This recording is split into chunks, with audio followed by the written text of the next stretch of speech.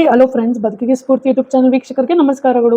So Dharmasthala ಪ್ರಕರಣಗಳಿಗೆ ನಾನು follow ಆಗೋದು BLR ಪೋಸ್ಟ್ ವೆಬ್ಸೈಟ್ನ. ಆ್ಯಕ್ಚುಲಿ ಅದರ ಲಾಸ್ಟ್ 15 ಡೇಸ್ ಬ್ಯಾಕೆ ಬಂದಿತ್ತು. FSL ರಿಪೋರ್ಟಲ್ಲಿ ಬಂದಿದೆ. ಬಂಗ್ಲೆಗುಡ್ಡದಲ್ಲಿ ಏನು ನಾವು ಹೇಳ್ತಾ ಇದ್ವಿ, 1000 ಅಸ್ತ್ರಪಂಜರಗಳು, 8 ಮಾನವ ತಲೆಬುರುಡೆ ಸಿಕ್ಕಿದೆ ಅಂತ ಅಂದ್ಬಿಟ್ಟು. ಸೊ ರಿಪೋರ್ಟ್ ಬಂದಿದ್ದು ಫರ್ದರ್ ಒಂದು ಇನ್ವೆಸ್ಟಿಗೇಷನ್ಗೆ ವೇಟ್ ಮಾಡ್ತಾ ಇದ್ದಾರೆ. ಏನು ಗೌರ್ಮೆಂಟಿಂದ ಒಂದು ಅಪ್ರೂವಲ್ ಸಿಗಬೇಕು. ಸೊ ವೇಟ್ ಮಾಡ್ತಿದ್ದಾರೆ. ಈ ರೀತಿ ಆಫ್ಟರ್ 15 ಡೇಸ್ ನೋಡಬೇಕು ಅಂತಂದರೆ ಈಗ FSL ರಿಪೋರ್ಟ್ ಕೊಟ್ಟಂತ ತಜ್ಞರು ಜೊತೆಗೆ SIT ತಂಡ, ಅದ್ರ ಜೊತೆಗೆ ಆಶ್ಚರ್ಯವಾದಂತೆ ವಿಠಲ್ ಗೌಡ ಅವರ ಡ್ರೈವರ್ ಆಗಿರುವಂತ ಪ್ರದೀಪ್ ಕುಲಾಲ್ ಅವರು, ಇಷ್ಟು ಜನ ಬಂಗ್ಲೆಗುಡ್ಡದಲ್ಲಿ ಕಾಣಿಸ್ಕೊಳ್ತಾ ಇದ್ದಾರೆ. ಏನಪ್ಪಾ ಅಂತ ಅಂದ್ರೆ ಒಂದು ತನಿಖೆ ತುಂಬಾನೇ ಒಂದು ಚುರುಕಾಗಿ ನಡೀತಾ ಇದೆ. ಇಲ್ಲಿ ಜನ ಏನಂತ ಮಾತಾಡ್ಕೊಳ್ತಾ ಇದ್ರು ಅಂದ್ರೆ, ಮುಗ್ದೇ ಹೋಯ್ತು, ಓಕೆ SIT ತನಿಖೆ ಮುಗ್ದೇ ಹೋಗಿದೆ, ಇಲ್ಲಿ ಯಾರು ಆರೋಪಿಗಳಲ್ಲ, ಇವರೆಲ್ಲ ಬುರ್ಡೆ ಬಿಡ್ತಾ ಇದ್ರು. ಸೊ ಬುರ್ಡೆ ಏನು ಸೌಜನ್ಯ ಪ್ರಕರಣದ ಹೋರಾಟದಲ್ಲಿ ಯಾರ್ಯಾರಿದ್ದಾರೆ ಎಲ್ಲ ಬುರ್ಡೆ ಬಿಡ್ತಾರೆ ಅಂತ ಅಂದ್ಬಿಟ್ಟು ನಾವು ಮೇನ್ ಮೀಡಿಯಾ ಸ್ಟ್ರೀಮಲ್ಲಂತೂ ತುಂಬಾನೇ ಚೆನ್ನಾಗಿ ತುಂಬಾ ಒಂದು ಅವ್ರ ಬಗ್ಗೆ ಅವಹೇಳನವಾಗಿ ಮಾತಾಡಿದ್ರು. ಅಷ್ಟೇ ಅಲ್ಲ, ಅವ್ರ ಬಗ್ಗೆ ಹೇಳಿದ್ದೇನಪ್ಪ ಅಂತಂದ್ರೆ, ಅವ್ರು ತಂದಂತ ಒಂದು ತಲೆಬುರುಡೆ ಪ್ಲಾಸ್ಟಿಕ್ ಆಗಿದೆ ಅಂತ ಒಂದು ಚಾನಲಲ್ಲಿ ಬಂದರೆ, ಒಂದು ಚಾನಲಲ್ಲಿ ಲ್ಯಾಬೊರೇಟರಿಯಿಂದ ಅವರೇ ರೆಡಿ ಮಾಡ್ಕೊಂಡ್ ಬಂದಿದ್ದಾರೆ ಅಂತ ಬಂತು. ಇನ್ನೂ ಕೆಲವು ಕಡೆ ಬೇರೆ ದೇಶಗಳಿಂದ ಕೊಟ್ಟು ಕಳಿಸಿದ್ದಾರೆ. ಸೊ ಒಂದು ಇದು ದೇವಸ್ಥಾನದ ಮೇಲೆ ನಡೀತಿರುವಂಥ ಒಂದು ಷಡ್ಯಂತ್ರ, ಈ ರೀತಿ ಎಲ್ಲ ಒಂದು ಬಿಂಬಿಸ್ತಾ ಹೋದ್ರು. ಎಷ್ಟೇ ಬಿಂಬಿಸಿದ್ರು, ಏನೇ ಮಾಡಿದ್ರು ಸತ್ಯದ ಪರ ನಿಂತವ್ರಿಗೆ ತೊಂದರೆ ಆಗೋದಿಲ್ಲ ಅನ್ನೋದಕ್ಕೆ ಆ ಮಂಜುನಾಥ ಸ್ವಾಮಿಯೇ ಸಾಕ್ಷಿ ಅಂತ ಹೇಳ್ಬೋದು. ಅದು ಸಾಕ್ಷಿಯಾಗಿ ಅಲ್ಲಿ ಯಾವುದೇ ರೀತಿಯ ಒಂದು ಸೌಜನ್ಯ ಹೋರಾಟಗಾರರಿಗೆ 1% ತೊಂದರೆ ಆಗಲಿಲ್ಲ. ಅವ್ರ ಮೇಲೆ ಷಡ್ಯಂತ್ರ ಮಾಡಿದ್ರು ಸಹ, ಅವ್ರ ಮೇಲೆ ಆರೋಪಗಳು ಹೊರಿಸಿದ್ರು ಸಹ ಸ್ಟಿಲ್ ಅವರು ಆರಾಮಾಗಿದ್ದಾರೆ. ಅಥವಾ ಒಂದು ಯಾವುದೇ ರೀತಿ ಅವ್ರ ಮೇಲೆ ಕೇಸ್ ಹಾಕಿ ಜೈಲಿಗೆ ಹಾಕಕ್ಕೆ ಎಲ್ಲಾ ತರ ಪ್ರಯತ್ನ ನಡೆದ್ರು ಸಹ ಅಲ್ಲಿ ಅವರಿಗೆ ಯಾವುದೇ ರೀತಿಯ ತೊಂದರೆ ಆಗಲಿಲ್ಲ. ಬಿಕಾಸ್ ನ್ಯಾಯದ ಪರವಾಗಿ ಇರೋರಿಗೆ ದೇವರ ಒಂದು ಆಶೀರ್ವಾದ ಇದ್ದೇ ಇರುತ್ತೆ.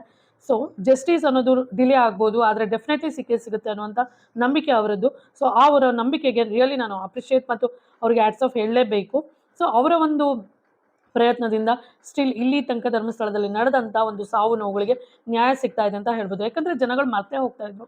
ಸೌಜನ್ಯ ಒಂದು ಕೇಸ್ 13 ವರ್ಷ ಆಯಿತು. ಆ ಒಂದು ಕೇಸ್ ಈಗಲೂ ಸಹ ಒಂದು ಮನಸ್ಸಲ್ಲಿ ಒಂದು ದಿನನಾದರೂ ಕಾಡುತ್ತೆ. ರಾಷ್ಟ್ರದಂತ ಒಂದು ಸದ್ದು ಮಾಡ್ತಾ ಇದೆ ಅಂತ ಅಂದರೆ ಅದಕ್ಕೆ ನಿಜವಾದ ಕಾರಣ ಸೌಜನ್ಯ ಹೋರಾಟಗಾರರು ಅಂತಲೇ ಹೇಳ್ಬೋದು.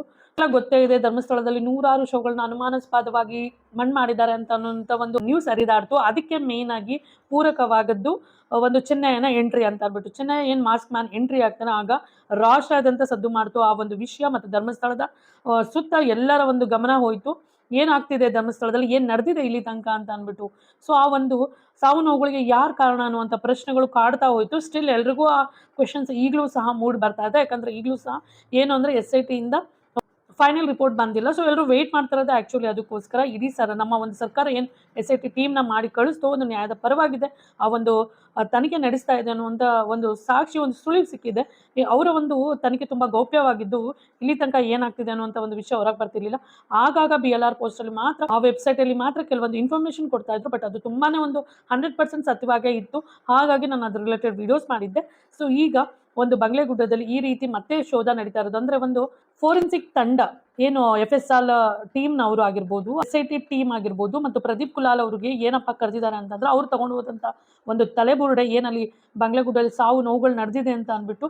ಸೊ ಅದರಲ್ಲಿ ಇದ್ದಂಥ ಒಂದು ಮಣ್ಣಾಗಿರ್ಬೋದು ಅಥವಾ ಬಂಗ್ಲೆಗುಡ್ಡದಲ್ಲಿ ಮಣ್ಣಾಗಿರ್ಬೋದು ಮ್ಯಾಚ್ ಆಗಿರೋದ್ರಿಂದ ಅಲ್ಲೇ ನಡೆದಿದೆ ಈ ರೀತಿ ಒಂದು ಸಾವು ನೋವುಗಳು ಅಂತ ಅಂದ್ಬಿಟ್ಟು ಕನ್ಫರ್ಮ್ ಆದಮೇಲೆ ಅವ್ರಿಗೆ ಮತ್ತೆ ಕರೆದು, ನಿಜ ಹೇಳಬೇಕು ಅಂದ್ರೆ ಅದೇ ಉಡುಪನ್ನೇ ಹಾಕೊಂಡ್ರು. ಅಂದ್ರೆ ಅವರು ತಲೆಬುರುಡೆ ತರಕ್ಕೆ ಏನು ಹೋಗಿದ್ರು ವಿಠಲ್ ಗೌಡ ಆಗಿರ್ಬೋದು ಅಥವಾ ಚಿನ್ನಯ್ಯ ಆಗಿರ್ಬೋದು ಮತ್ತು ಪ್ರದೀಪ್ ಕುಲಾಲ್ ಅವರು. ಸೊ ಪ್ರದೀಪ್ ಕುಲಾಲ್ ಅವರು ವಿಡಿಯೋ ಮಾಡಿರೋದ್ರಿಂದ ಆ ಒಂದು ವಿಡಿಯೋ ಮತ್ತೆ ಒಂದು ಮರುತನಿಖೆ ಮಾಡಬೇಕು ಅಂದರೆ, ಮರುಸೃಷ್ಟಿ ಮಾಡಬೇಕು ಅನ್ನುವಂಥ ಕಾರಣಕ್ಕೆ ಈವನ್ ಉಡುಪು ಸಮೇತ ಅದನ್ನೇ ಹಾಕೊಂಡು ಹೋಗ್ಬೇಕು ಅನ್ನುವಂಥ ಒಂದು ಹೇಳ್ಬಂತು. ಸೊ ಈಗ ಬೆಳಗ್ಗೆಯಿಂದ ರಾತ್ರಿ 8 ಗಂಟೆ ತನಕ ಅಲ್ಲಿ ಒಂದು ಶೋಧವನ್ನು ನಡೆದಿದ್ರೆ, ಇದು ಒಂದು ದಿನದಲ್ಲಿ ತಿಳಿದು ಹೋಗುವಂಥ ಒಂದು ವಿಷಯಗಳಲ್ಲ. ಯಾಕಂದ್ರೆ ಅಷ್ಟೊಂದು ನಿಗೂಢವಾದಂಥ ಒಂದು ಸಾವು ನೋವುಗಳಲ್ಲಿ ಆಗಿರೋದು.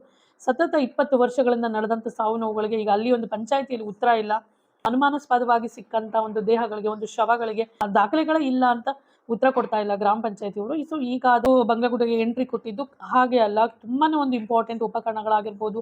ನಾವು ಮೊನ್ನೆನೂ ಒಂದು ಸರಿ ಕೇಳಿದ್ವಿ, ಈವನ್ ಗಿರೀಶ್ ಮಠಣ್ಣ ಸರ್ ಹೇಳಿದ್ರು, ಐಸೋಟೋಪ್ ಅನ್ನುವಂಥ ಒಂದು ಟೆಕ್ನಾಲಜಿ, ಅಂದ್ರೆ ನಮ್ಮ ರಾಜ್ಯದಲ್ಲಿ ಆ ರೀತಿ ಒಂದು ಟೆಕ್ನಾಲಜಿ ಯೂಸ್ ಮಾಡಿರಲಿಲ್ಲ ಅನ್ಸುತ್ತೆ. So for the first time use ಮಾಡಿರುವಂಥ ಹೈ ಬಜೆಟ್ ಟೆಕ್ನಾಲಜಿ ಅಂತಲೇ ಹೇಳ್ಬೋದು. ಸೊ ಅದನ್ನು ಯೂಸ್ ಮಾಡಿ, ಸೊ ಅದು ಇನ್ನಷ್ಟು ತನಿಖೆ ಚುರುಕಾಗಿದೆ ಅಂತ ಹೇಳಿದರು. ಸೊ ಆ ಒಂದು ಉಪಕರಣಗಳಾಗಿರ್ಬೋದು ಅಥವಾ ಲ್ಯಾಬಿಗೆ ಬೇಕಂತ ಎಲ್ಲ ಒಂದು ಉಪಕರಣಗಳನ್ನ ತಗೊಂಡು FSL ಟೀಮಿಂದ ಮತ್ತು SIT ಟೀಮಿಂದ ಬಂಗ್ಲೆಗುಡ್ಡದಲ್ಲಿ ವಿರೋಧ ನಡೀತಾ ಇದೆ.